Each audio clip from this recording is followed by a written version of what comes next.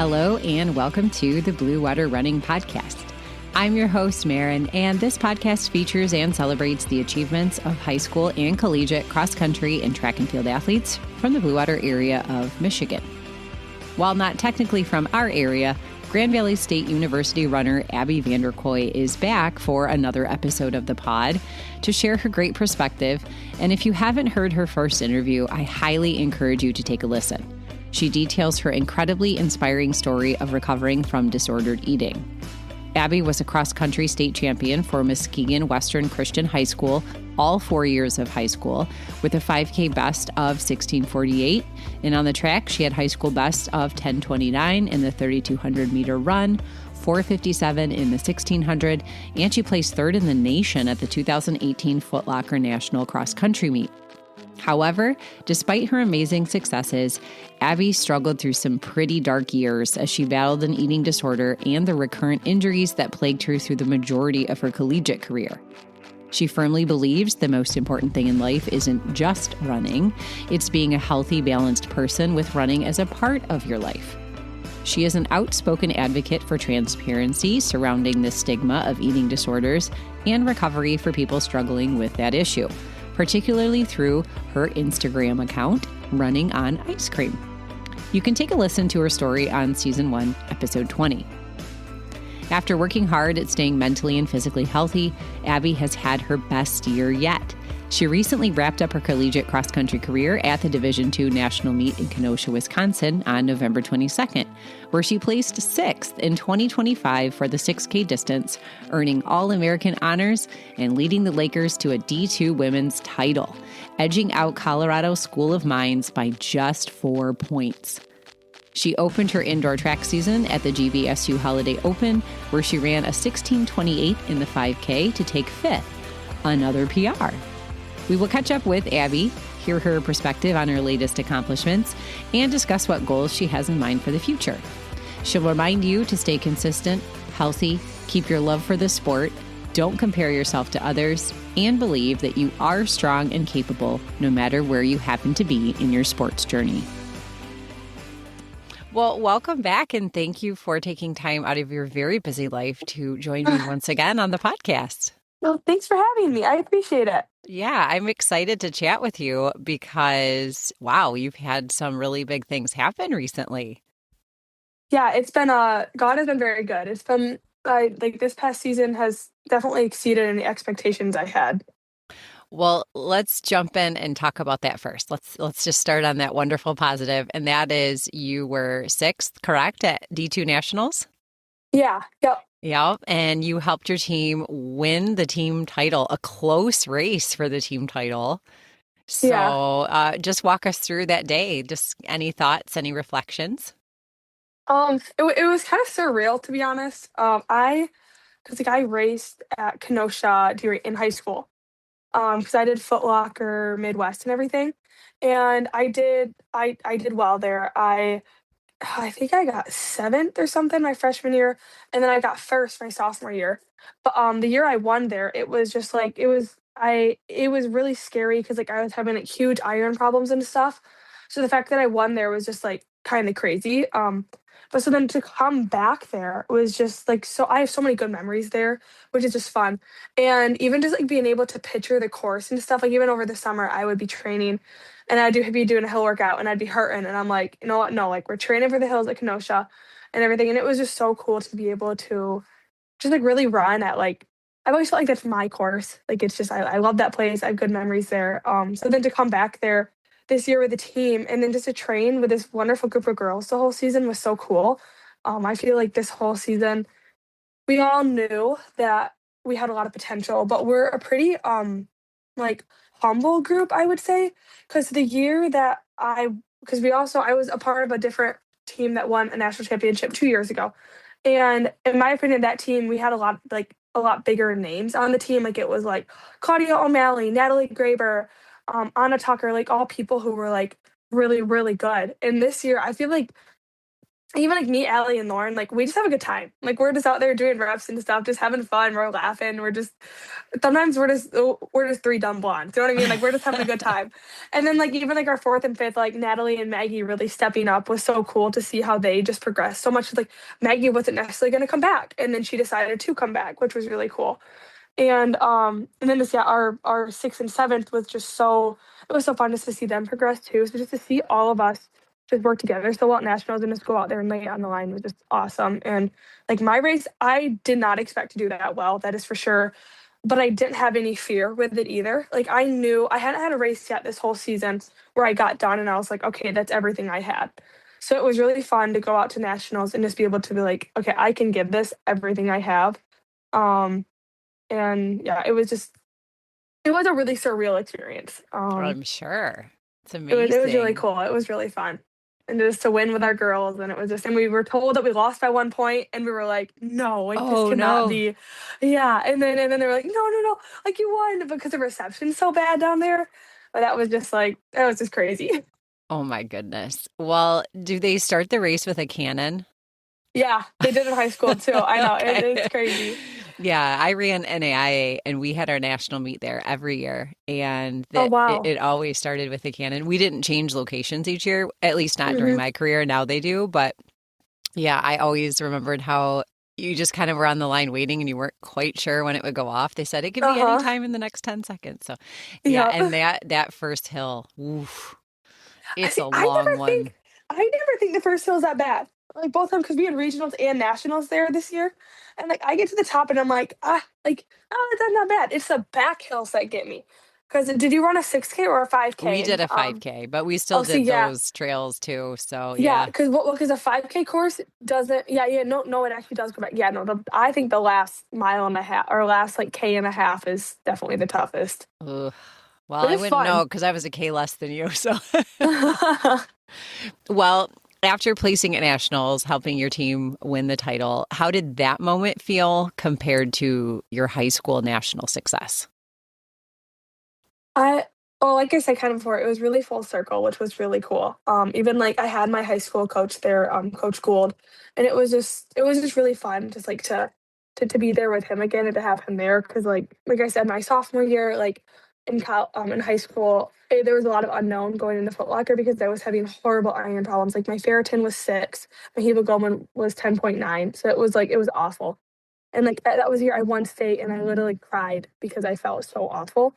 Um, and it was just not fun. So then to come back there this year, like stronger, healthier, like ready to go was so fun. And then to have a team, like to be able to go out there and do it. Cause like I wasn't running for myself at nationals. I literally got over the line and they're like, oh, good job. And I'm like, no, like, how did our team do? Like that's all I care Hmm. about. It's like, did we win? So it was just so cool to have a team, like because I don't only ever race there like alone by myself. So I was always just starting on the line, like terrified by myself. But now like to have this group of girls there that like we've done so many early mornings, hard workouts, long runs. Everything together is just so cool. And then it's such a group of girls that I just love spending time with too.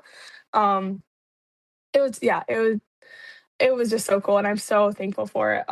Even this whole year, that's we've just had a lot of fun with our training. So I felt like I always went to Kenosha excited, but just like so scared. But this time, especially having regionals there, where we were kind of able to get some of our nerves out of the way. I feel like at regionals, we could just kind of go out there and just I don't know, we're just joking on the warm up, having fun. You know what I mean? Hmm. Um, which was just yeah, it was really cool. Yeah, well, this is a great segue into the next question because when we talked the first time in our episode where you really dived into some of the struggles that you've gone through, you talked openly about disordered eating and recovery, and you're coming off a very healthy, high performance year that has been your best yet in terms of consistency and health. So, what clicked? I mean, was it training adjustments? Was it a mental shift? Did you just have something in place that was supporting you? What really made the difference for you this year? I feel like there's been a lot of like little adjustments that have happened. My biggest one has definitely been my mindset after because I got a horrible knee injury last year.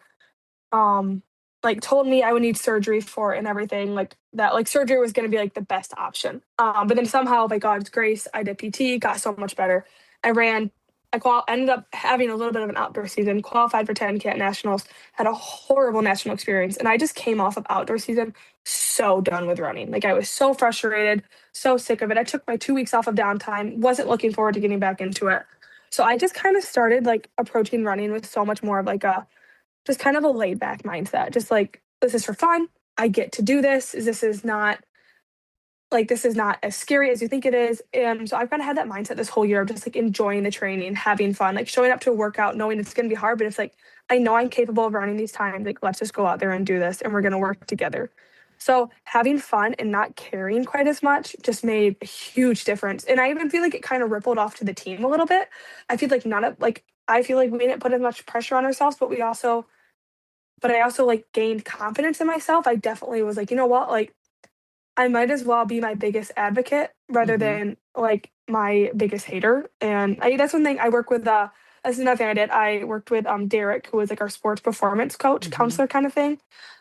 He's been so great for me, just helping me build my confidence, enjoying the sport, any worries and stuff I had, and just talking to him has been super impactful in that, and I'm very thankful for that. Um, and Yeah. really consistent training too. Yeah, I Sorry, what were you remember gonna you. say? No, I was going to say I remember you mentioning him in our first podcast. That was Yeah. a nice asset to have as a collegiate runner. Yeah, he was awesome. He's kind of like my hype man. I call him that sometimes. He just he makes you remember why you love this sport and how much of an opportunity it is to perform. And I feel like I went into the races this year. I didn't go into a single race this year where I was like, wow, I don't want to do this. I went into pretty much every single race. Like, yep, sometimes I was like tired, that kind of stuff. But I was like, okay, like I get to go out there and use this gift and talent that God has given me. And I am so excited to do that. Mm-hmm. Um, so that was just cool. I had some of the most consistent training I've ever had. I don't run a ton of miles. The most I hit this season is like 51.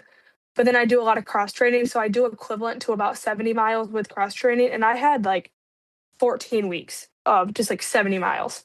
So that's like, or 70 miles equivalent. So that was huge. Mm-hmm. Um, but with that, I also, because I've always just like, I definitely struggle the most with rest. So I, this year was trying harder to be more like, okay, like listen to your body and slow down. So I like my old teammate Casey, always had to yell at me about like slow down, like you're going too fast. So this year I actually very much kind of like started becoming that person where I was like, guys, we're going too fast. Like let's start our long run at 8 flat pace. We'll work down to 640s or 630s, 620s. But like let's start slow. And I really started listening to my body more. And it's, funny how I should have figured this out years ago. I've been doing this for a long time, but it's just you listen to your body and it's gonna feel better. That's all there is to it. Mm-hmm. Good Um, advice for sure. Yeah. And the last thing I'd say is I fueled a lot smarter. This year, I have messed around a lot with like pre-performance fueling. So I've started taking caffeine before I race, like a caffeine pill. And I really like that because I have a pretty finicky stomach, but that's worked out great. And we started taking bicarb, and that's also been a good performance enhancer. And that works. It doesn't necessarily work for all my teammates, but I like it for me personally. So It's interesting. yeah, yeah. Yeah, that's something we don't often talk about, at least on this podcast, but there are things that really can help you perform at your best. I mean, obviously you have to put in the training, but a little extra boost, Hmm. metabolically is a good thing. And that's what pros do too. So nothing wrong Yeah. with that. Well, what did your training look like as you led up to nationals, as you got close? I mean, were there any workouts or days where you felt like, hey, I feel like something special is kind of brewing. I know I'm ready and I feel it in my legs, or hey, this workout shows I've got the fitness. Yeah. I think I kind of already knew this summer because again, I just in the summer I didn't really care. I just had fun with it. I went into a workout and I'm like, okay, let's see how this goes. But all my workouts in the summer, I was like, huh, I didn't expect to run that fast, or I didn't expect to do the hill workout that fast. So I think I kind of already like had suspicions back then. But like I have continually tried to work in confidence, but my confidence overall is still not great. So I still went into races pretty like, well, is that actually how fast I am? Like, am I actually like capable of this? I don't really know. Like, am I gonna get slower? That kind of stuff. But I kept like continually proving to myself that like that wasn't true. Um, and I feel like our team kind of knew kind of early on. We, I don't know, at least like with me, Allie, and Lauren too, especially, I felt like we kind of like were hitting workouts and splits and times that were just faster than I'd ever really done. But there wasn't any, like, workout that I was like, "Oh my goodness, like, wow, we're amazing." I just felt like it was a lot, like every Friday workout, every race, it was like, oh, that was faster than last year. Oh, that workout was faster than last year. Oh, that was more consistent than last year. But the funny thing is, like, my Tuesday workouts were awful. Like, I spent, like, my Tuesdays, that's where we did the hill workout, and I was just dying. I died on that hill hard. Like, so, because, like, our Tuesdays are supposed to be, like, endurance, strength days, and I just, oh my goodness, I went through it. My stomach, the cramps, I don't know, anything, legs, like, awful. But then I'd come around in our big hard workouts on Friday. I do, like, a 4 or 5 mile tempo way faster than ever, then I'd end with like a 5:15, 5:10 mile on the turf. So Mhm. it'd be like, and that would feel pretty easy. Um, so it was kind of interesting how like Tuesday sucked, but then like come Sunday, like I kind of a really like I did like 8 mile progression once where I was like 6:45 down to like 5:50. You know what I mean? Wow. So and like it felt good. Yeah. So that was really cool. Yeah, it was just interesting to me how I could have such bad workouts and such good workouts, and but it all just still. But the bad workouts, my Tuesdays, we still ran really fast. It was just so hard, just because I don't know, we were just running too fast. I don't know. hmm Well, I think I read somewhere that you can expect to feel, quote, good or, have a good workout a third of the time. Yeah, that sounds about right. And the rest of the two-thirds are, a grind or you just aren't feeling it We're kind or of you're meh. Yeah. tired. Yeah. I remember I follow Grace Hartman from Oh NC yeah, State same. Yep. on Instagram, and she posted something about where she stopped and walked up a hill on one of her runs, and I mean that girl's like 15 flat 5K runner. Yeah. Yep. It's like, see, even really fast people sometimes just aren't feeling it, and Yep. you have to give yourself some grace, no pun intended. Yep. So yeah. Well, you just opened your indoor season with a PR, right? 16:28. Is that a PR? Yes. Yep. Oh, yeah, that's what I thought. So that's a pretty solid debut. How did that race unfold for you? I mean, did it feel different from previous seasons? It was actually awful. I'm not gonna lie. It Oh, it hurt well, really, really bad. I think it's because I feel like I kind of put my heart and soul into nationals. And it was pretty hard for me, like, to regroup after that, and then, like, with Thanksgiving in there, you've been out of hmm routine, and I do think I tend to thrive a little bit off of higher mileage and volume, but we've come down quite a bit just because tapering for nationals, and then you're not gonna, like, ramp back up or anything. Um, but it was hard, but something I always say, I mean, like, well, if you're gonna go out there and run the fastest time of your life, like, it's not gonna feel good. Yep. But yeah, and we haven't done a whole bunch of like this cross season, we focused a lot on strength, not so much speed. So like none of us are really in track shape. We more hmm just kind of run this 5K like to end the cross season. And now I'm on downtime, so now I'll take like 2 weeks really easy. hmm And so I take like days off and then cross train run occasionally. So we kind of just like it's kind of just a good way to finish the season. But I am very thankful, yeah, to go out there and just to be able to PR, and that should qualify me for nationals to get that out of the way. Yep. Um, Yeah, that's what yeah, I it was was wondering if that's what yeah, your goal was. yeah, it was hard though. Track is just it made me realize like wow, track's just a different beast. Yeah. But definitely nice to get that out of the way because then can focus on mile 3K. But hmm it was fun because this is the first December meet I've ever had that I've actually been healthy. Oh, And I'm a senior now. I know because freshman year my shin was injured. Sophomore year I was actually in a boot because I was injured with a different injury. Last year I was incredibly sick. Um, so this is the first time to actually have a good stab at it. So that was fun. yeah. Well, it looks like quite a few athletes decided to come right out of cross country season, try to rip something on the track, Yeah. get it done, and then move into their break. Yeah, as you were saying over the holidays. I know my son, he was trying to do the same in a 5K, but he's like, Mom, I'm just so tired. Like you could Uh see it huh. as the race progressed. He lost the lead pack, and then it's like, I get it. Like it's Yeah. hard to maintain that trajectory It's a for long 6 long season. months. Yeah. Uh Yeah, huh. so I don't think he's particularly sad. The 5K is not his indoor game. Like he's more a mile 800 guy, but Yeah. yeah, that's a lot of laps. So I give you credit. Ooh. Okay, well, what are your track goals for the rest of the season? I mean, what are you looking forward to doing once you're off your break and moving more into the indoor season competitively? Well, first of all, biggest goal is just to stay healthy. I've actually never ran anything less than a 5K in college. because I've always been injured come like indoor season or come outdoor season. I normally make it through cross pretty strong, but then like this is only my second indoor season I've ever done. Um, so yeah, my goal will be to run a decent mile. And then I think I'll probably open my season around like January 20, something like that. And then come back and hopefully potentially qualify in the 3K for nationals. I don't know. I haven't done speed in like 4 years. So I'm not Yeah. gonna sell myself short. And my dream would definitely be to run a solid mile, but like it's a rust buster, doesn't matter that much. And Right. then focus on the 3K and maybe try to qualify. So Yeah, the speed you use in cross country is very different than the yeah. speed, Yep. and it's a totally different racing tactic. And Yeah. yeah, yeah, and a mental game. I mean, when you're Hmm. running lap after lap, that's a different ball game than on a course.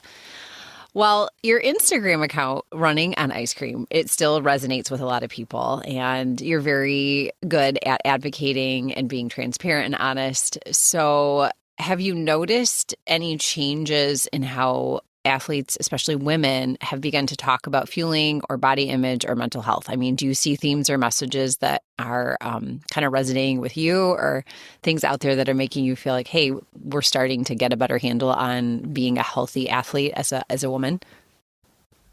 I yes and no. I would say I feel like there definitely obviously has been a strong push. I've seen even like with like Ellie Ostrander, like Grace Hartman. There's some other just bigger running people out there on Instagram and all that kind of stuff who I feel like are obviously very much like body image and even like especially like the fueling and the whole like listening to your body. I think those are huge and it's incredibly important to push. Because that's so important. But I've also feel like I've seen a decent amount of like the skinny talk stuff, you know what I mean? Mm-hmm. Just on TikTok and stuff, which has been a bit frustrating because I feel like we've kind of moved past that, you know what I mean? Um, Even sometimes seeing like some collegiate or high school runners who do look so thin can sometimes just kind of break my heart a little bit because I just wish I could just tell them that like it's gonna be okay. And you know what I mean? And that like that's not the way to go about and achieve it Mm-hmm. just because I've been through all that. And yeah, I guess I kind of have mixed feelings. Sometimes I feel like it's doing better, but then I feel like I'll see more articles and I'm like, oh, like this is not looking good, or oh, that seems a little bit toxic. You know what I mean? Mm-hmm. Um, Overall, though, I think it like depends. You know what I mean? Even like on who you follow, what you fill Right. your stream with, Right. that kind of thing. Right. Well, and I kind of struggle because I feel like I jump to conclusions at Uh times huh. when I see a runner that looks very, very thin. And I'm not talking they're thin. I'm talking they're Like skeletal. very thin. Yeah, You yeah, can I see would their agree. bone structure through their face. You can, and then I think, well, they're racing very fast. Maybe they are healthy. And I just am assuming that because they look that way, they are struggling with fueling or eating. I don't know because I never had those struggles. I didn't have an issue with disordered eating. And, that's a different walk of life for people depending on where they're at. So I guess I'm wondering from your perspective, if you see someone who, very clearly looks healthy, thin versus skeletal, do you assume that they are under fueling? Um, I do definitely. Yes, I think I sometimes can if they are like the skeletal look, and that is definitely not. I have to be careful not to just jump to those conclusions because even people could have like medical things, or some people are just built really thin. Hmm. But yeah, if they do look, there are definitely some runners that I see sometimes, and I'm like, oh, you are like, please take care of your body. It is not Hmm. worth the hole that you're gonna dig because I've been down that hole. I've Hmm. been there, done that, and I think it's normally what it is the whole just trying to run away from puberty Hmm. and which you can do for a little while, but it's not going to do you any good. You know what I mean? Like it Right. does have to come sometimes. So that can more just to me just be really sad and heartbreaking. And again, not everyone that you see who is super skeletal skinny that maybe they're not having eating disorder. Some of them are just having a huge growth spurt and they also Hmm. just look like this for that time. Right. But unfortunately, a lot of the times on these teams, especially just eating disorders or even just not even eating disorders, but just disordered eating, orthorexia, that kind of stuff can Hmm. be very prevalent. That's actually part of the reason I chose Grand Valley is I felt like everyone here had a very healthy relationship with food. Um, and we didn't like stare at other people's plates. I never felt judged eating. You know what I Right. mean? Right. I remember you mentioning Um, that when we talked about your yeah. choice to go there. Hmm. So, Um, yeah. I I often wonder as well on your quote from our first podcast. I've repeated it to several girls different times where you said, because I asked you, what would you say to a girl who thought, well, gosh, she was really thin and she was struggling with this, but she ran really fast for a long time.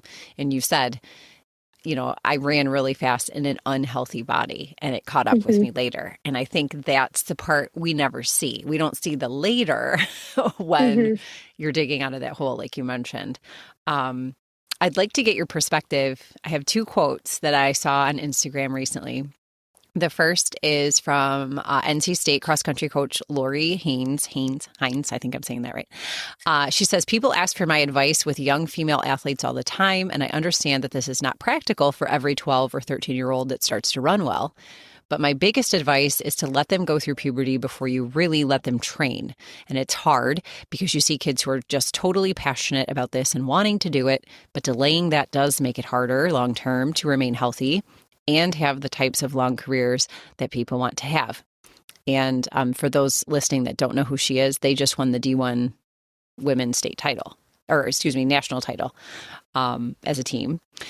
And then Kara Goucher, who, if you listen to her podcast with Des Linden, she was an NCAA champion, Olympic runner, both on the track and in the marathon. And she put, as the high school cross country season begins to wind down, I want to remind all of my girls who have had an off year that it's going to be okay. My body changed so much in my junior year, and I struggled for a few years, but I never gave up. I decided to be the best teammate I could be and hoped that once I adjusted to my new body, I would feel good again. It took a while as I grew 10 inches from 7th grade to my senior year, but eventually I did adjust to my new body and I was stronger than I ever dreamed possible. Hang in there and keep believing and know that talent never goes away. You are not alone. So, what do you think when you hear those two quotes from those two very influential and successful women? I 100% agree with them. Especially like the one from the NC State coach.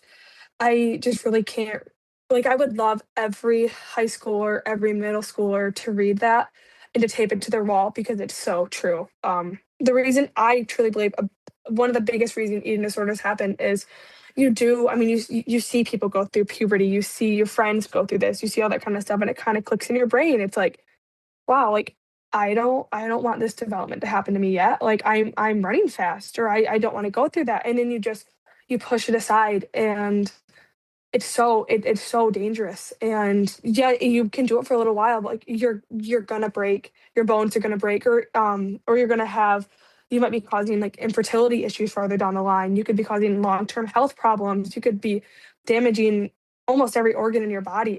It's incredible how impactful disordered eating and eating disorders are. I mean, you are literally starving yourself, and it's so sad to me. Because I definitely, I mean, like, as I wish so much I could have just told my younger self back then, just wait. And I know that I was excited about running and I was passionate about it, but I wish I could have told myself like, you will get there, but you have to be patient. You have to keep fueling. And if there's nothing wrong, yeah, keep training, go for it. But like, it's so important to fuel this training, and because it's literally taken me like 5 years to get back to where I was. I'm finally now faster than I was my junior year, because how fast as I was in my junior year of high school, I finally now am faster than it 5 years later. And that's because of all the destruction that I did to my body, and I put myself in an injury cycle, and I had hormonal troubles, and I really truly believed like no one could love me. Like it impacts all of your life, and it's so sad. And I think it's hard though, because it is, some kids are like, I see kids on Instagram and stuff who are training hours and hours, and their parents are there supporting it and bringing them to the gym at 4 a.m. so they can work out and do this and do that. And I understand as a parent that would be so incredibly hard, I feel like, to tell your child who wants this that this might not be okay. But it's just, I very much fully believe if you want to be good at something, obviously you've got to focus on a sport.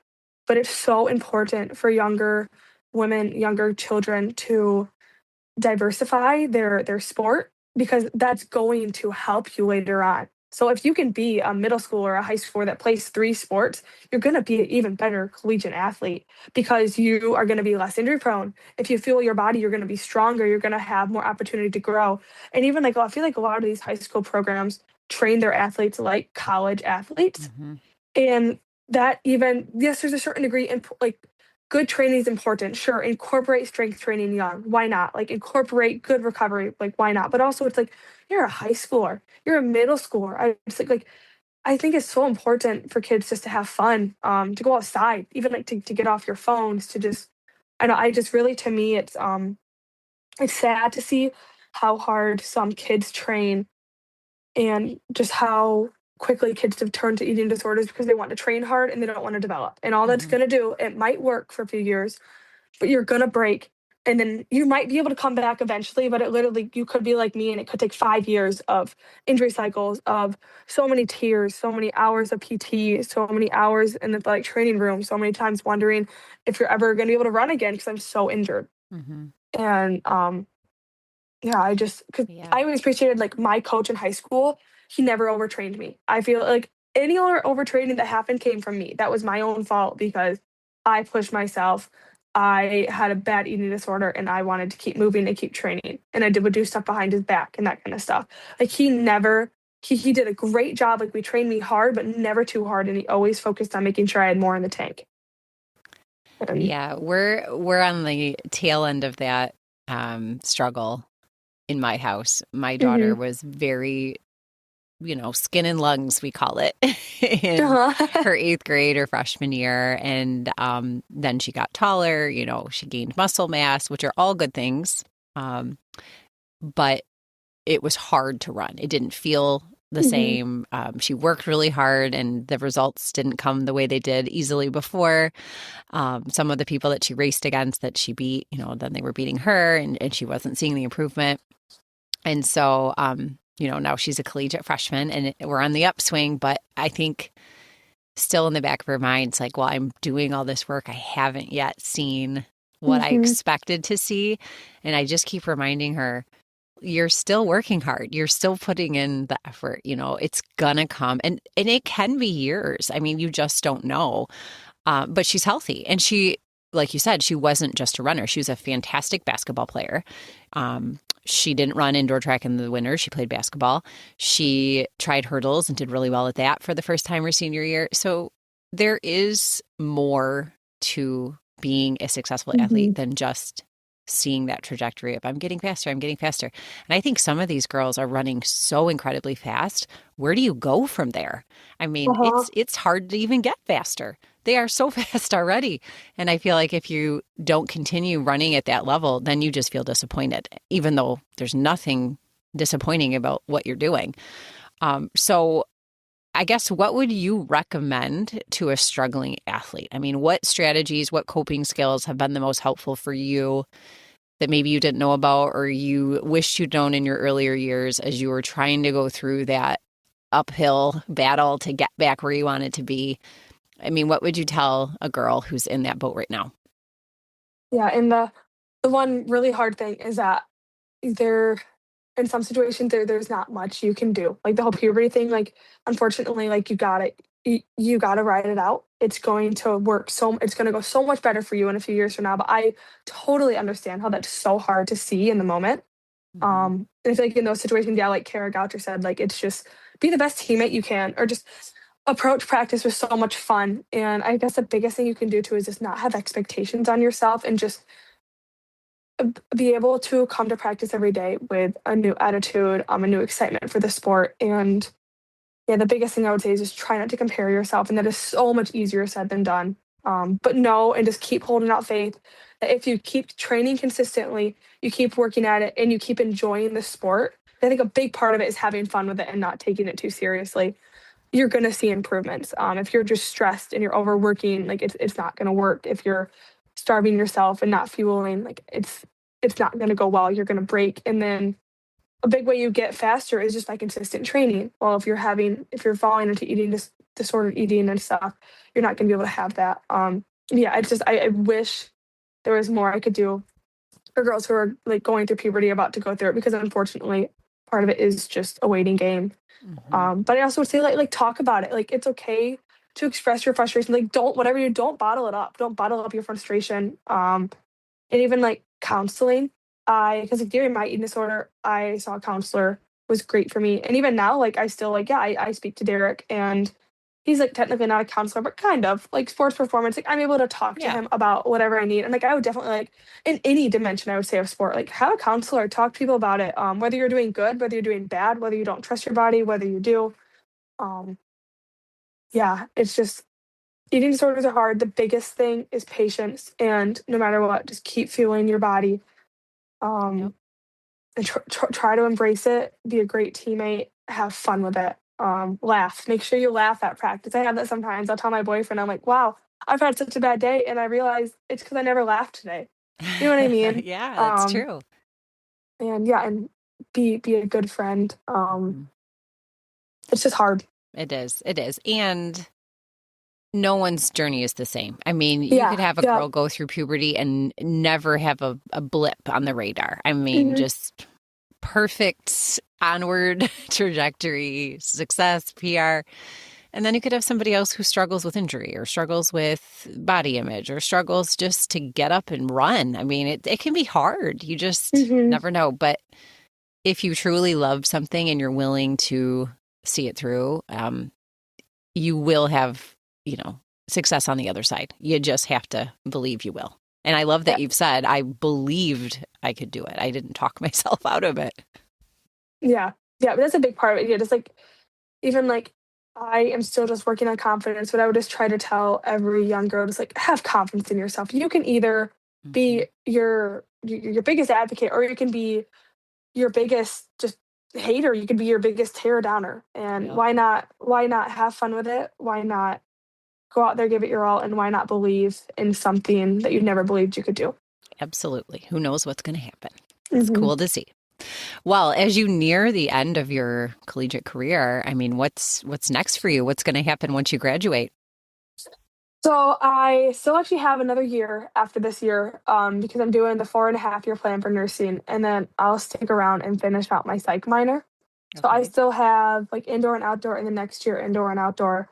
I potentially might get my cross eligibility back. There's like a D2 rule they might put in place for like your 5 years of eligibility, but I've that's getting heard ruled on. that. Yeah, that's getting Yeah. ruled on in January, which would be great fun if I got it back. If I don't, it's okay. I had a great last cross season. I'm very thankful for it. And my next fall will be very hectic with clinical. I'll have like 3 12-hour clinicals a week. It's going to be a hot mess. So, but yeah, no, hopefully I'll take the NCLEX like next January. Hopefully, like hope my boyfriend hopefully is gonna propose soon. So hopefully Whoa. getting married. I know. Hopefully getting married sometime like not this June, if maybe next June. And then start working as a nurse. Okay. Probably just running for fun. Yeah. Yeah, maybe Well, do I some mean, get involved with some coaching. I don't know. I don't fully know where it's gonna go, but that's kind of the fun in it. yeah, that's just the fun of looking to your future. Like, hey, what's going to Hmm. happen next? Yeah. So you have the 2026 season. Are you able to run in 2027 as well, or no? For Just for for a track. Yeah, so Okay. I have this indoor and this outdoor, and I have all next indoor and Okay. next Okay. outdoor. That's how I was reading it. Okay. Yep. Yeah. Yeah, I've heard about this fifth year ruling, and I'm interested to see what that means because I believe if the NCAA rules that to be acceptable, then the NAIA is going to follow. Yeah. And that would mean my son could have a fifth year and he's going to be, I think, 4.5 or 5 years to finish student teaching as well. So it'd be kind of cool to see what happens, but Yeah. Yeah. keep an eye on that. All right, well, let's do a quick lightning round just to get some of the personality that you have, and you can just answer real quick, and I'll shoot some questions out, and we'll get to know you as a runner and a person. Okay. So, trails or track? Track. All right, long run with friends or solo? Friends. All right, I thought you were going to say that. Favorite running shoe you've ever worn?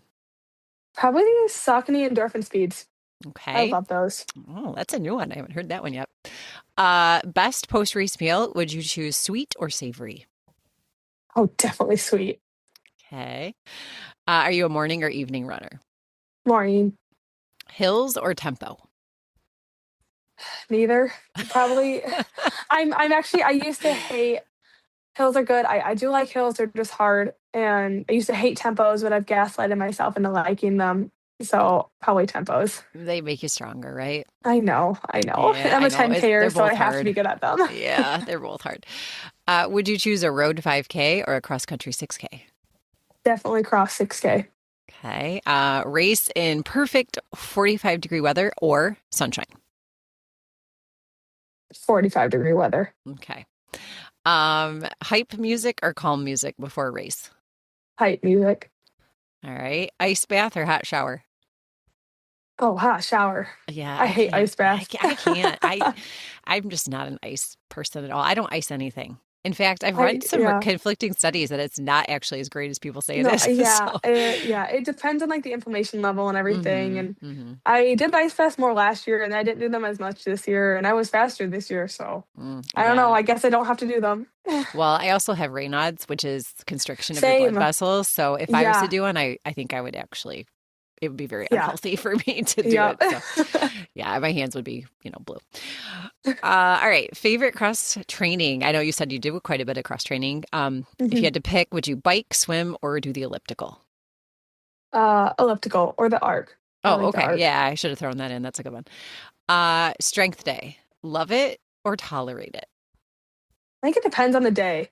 I like lifting lower body. I hate upper though. So Okay. All right. yeah, I just Well, it's a necessary evil, so we say. uh-huh. What's a recovery tool that you swear by? Probably like Normatex or Fireflies. I prefer Okay. Normatex. They're just so expensive. Yes. Do you have access to them at your school? Yeah, and my boyfriend's roommate has some, so I'll Oh, sit in nice. his. I know. That's handy. Yeah. What is your go-to rest day activity if you're not running? Ooh. Well, currently I've been nannying on my rest days, and that's actually been great. That doesn't sound like a rest Getting I day. Oh no, it's so fun. I get to the child I nanny is a little 6-month-old and she's adorable. Okay. Well, I Um, guess if they're not mobile, it's a little different. yeah.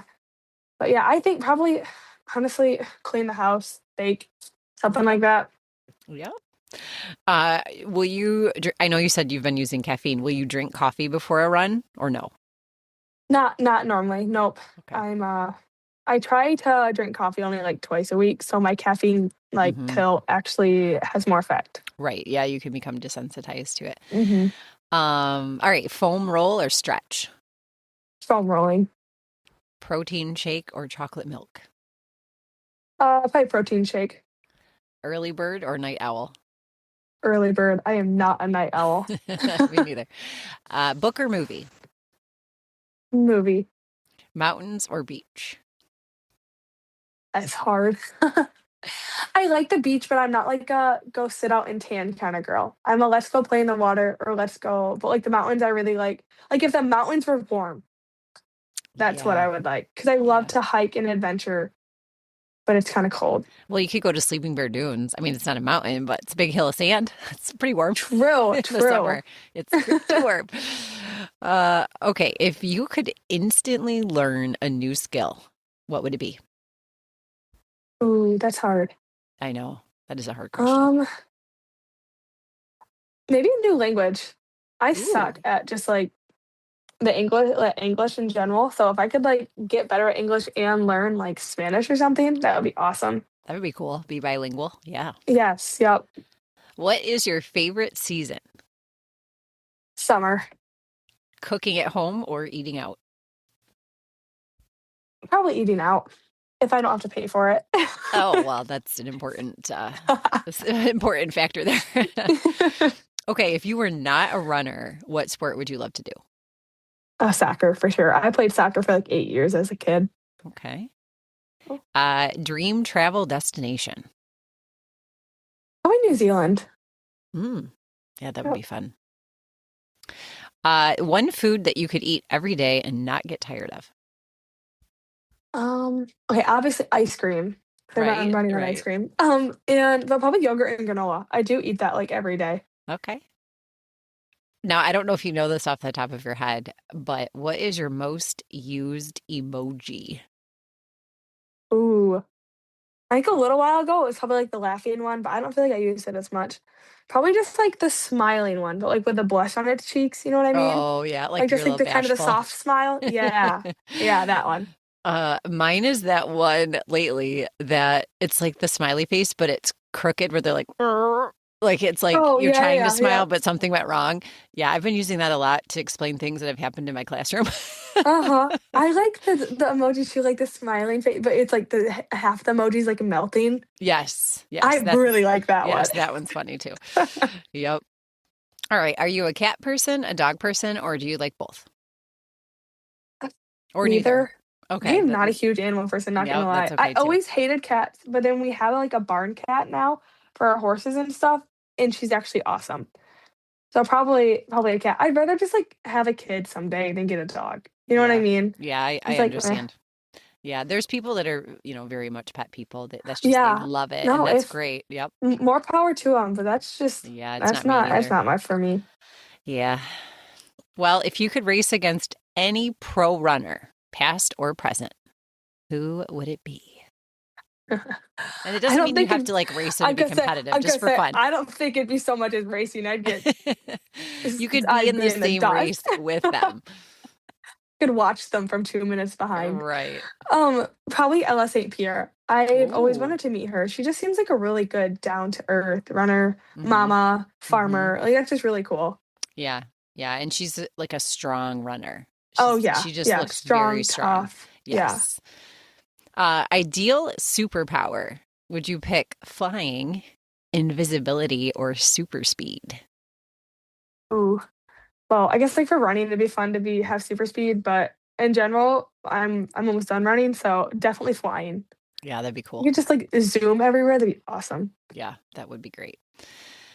What is one race that you wish you could relive, whether it be good or bad? Probably nationals this year. It was just so full circle, which was just so cool. Yeah, it sounds like it Um, was a great moment. yeah, yeah. Well, do you have a place in Michigan that people don't know about that you think is great for a run? I went this year. I went camping with my boyfriend's family at Cran Hill Ranch, and we found these random like dirt roads. They were literally just like they weren't that special. They were just like dirt roads that were curvy and hilly and like shaded with trees and everything, and it was just like beautiful. It was perfect, just like every runner's dream. And I was just like, wow, I would run on these trails every single day or these roads every day. I don't know. All It the was just secrets random, out. but yeah, it was. I was like, I literally told Kobe, I was like, oh my goodness, I was like, this is a runner's dream. This is just paradise. Hmm. Yeah, there's a couple places up north I've discovered like that, and I love Uh that. huh. Yeah. Well, last question for you. What is one thing that you believe now that high school Abby never would have believed? Um, I never really believed, honestly, that you could like have fun with running, and then it could actually like go better. That you could care less about running, and that you could do better. You know what I mean? Like I could show up to practice just having fun, joking around.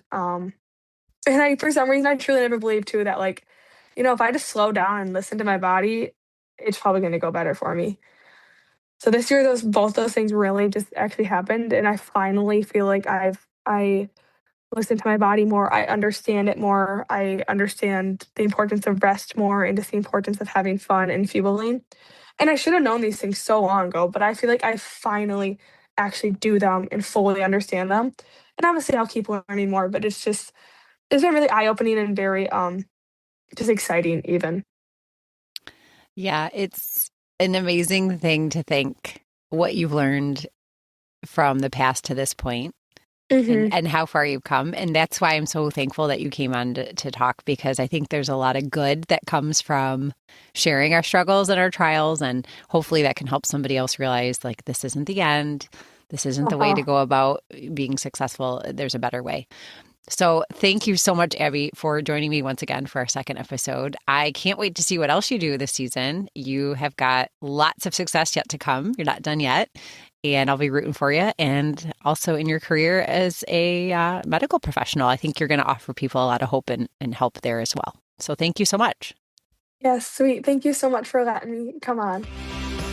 Thank you so much for listening to the podcast. Please share an episode to help spread the word about Blue Water Running's mission, which is to feature and celebrate the achievements of high school and collegiate cross-country and track and field athletes from our area.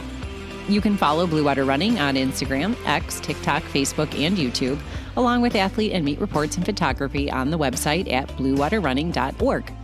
A subscription to the website with unlimited access to all articles is $5 a month or $50 for the entire year and helps cover the cost of web, podcast, and photography site hosting fees.